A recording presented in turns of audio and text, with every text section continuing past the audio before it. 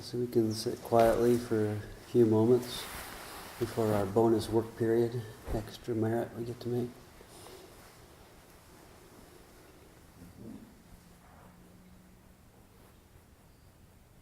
As I've been mentioning, kind of working with neutral feeling as a meditation object. And kind of what I notice is that as I work with neutral feeling, it seems like more and more equanimity is a natural consequence of that practice.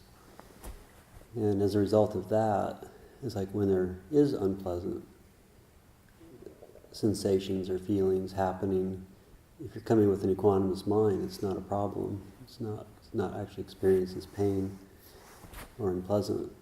And I think as a result of that, it's easier to be aware of all the suffering that's actually around you, seeing where, not even suffering, but just where people need help, and where people are maybe overworked, and you're open up to the stress a little bit more, and you're also open up more to happiness as well, seeing things that are beautiful actions that are happening.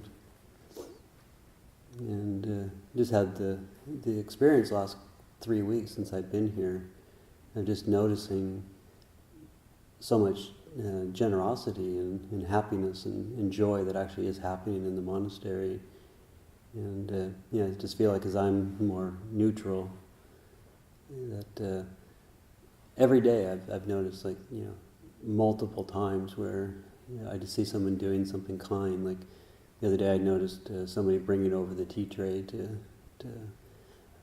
for Lumpur for evening tea time.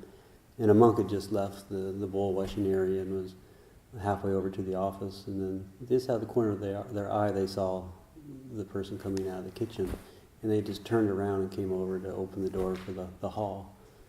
And if you're coming from a neutral perspective, if you're not worried about the future, complaining about what's happening, you see somebody doing something generous like that, it brings you a lot of joy. And it's like you don't even have to be the one doing the kind act, but you just see somebody else doing it, and it brings you happiness. And so I was talking about this to Tonkovilo yesterday, and he reminded me of one of the suttas. And so I went up and looked at it last night, and it's the Bhikkhuni Dhammadina is talking to her, I think it's her ex-husband, and they're having a real long conversation, but she's pointing out to him that it's like when unpleasant situations happening, it's unpleasant while it's happening, but it's pleasurable when it ends. And then for a pleasant experience, it's obviously pleasant when it's there, but it's unpleasant when it departs. But then she said for like neutral feeling, neither pleasant nor unpleasant feelings, it's like it's neutral. It's never neutral. It's like if you're aware of it, it's actually pleasurable. But if you're not aware of that experience, then it's unpleasant. And so I was contemplating this last night, and it basically is like if you're not being mindful, almost all of your experience is unpleasant. And it's like you can just see how in the world, how many people are really suffering, and how, I think every single one of us probably came to this monastery because we had some sort of sense that the world isn't right. There's something wrong with it. And what's wrong with it is we're not being mindful. And so, for me, it's like neutral feeling is such an easy, it's becoming easy. It's just really pleasant. It's very pleasant meditation to get into because you don't have to be creating anything. You don't have to be accepting or rejecting. It's just go to the neutral.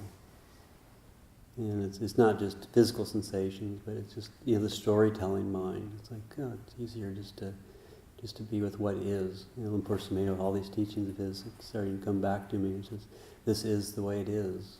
Now is the knowing. It's all about neutral feeling.